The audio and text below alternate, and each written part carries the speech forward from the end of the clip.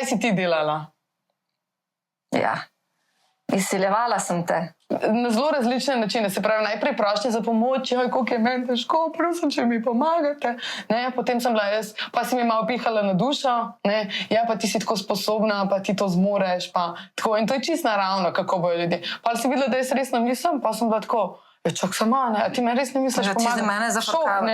Vse, ko bi mi to tretjič naredila, bi prav gotovo 3-krat razmislila, preden pridem do tebe. No? Ja, hvala, ne, in to bi bilo super. To bi bilo super. In to bi bilo super. Ampak tako poteka, ne, se pravi, najprej malo pihanje na dušo,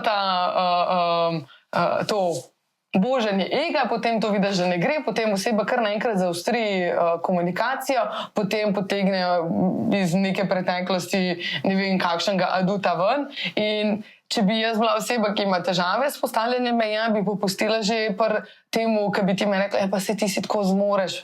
Ne? Ali pa mogoče, če bi klele, če sem že bila 2-3 mesece na terapiji, bi mogoče se uspela zdržati, ampak palke bi mi pa rekla, kakšna pa si nisi timski človek, bi že popustila, ne? Ker kaj si boš pa ti zdaj res mislila me, kaj ne boš me več nikoli povabila na kosilo, kaj se bo zgodilo z najnim odnosom, kaj boš rekla drugim.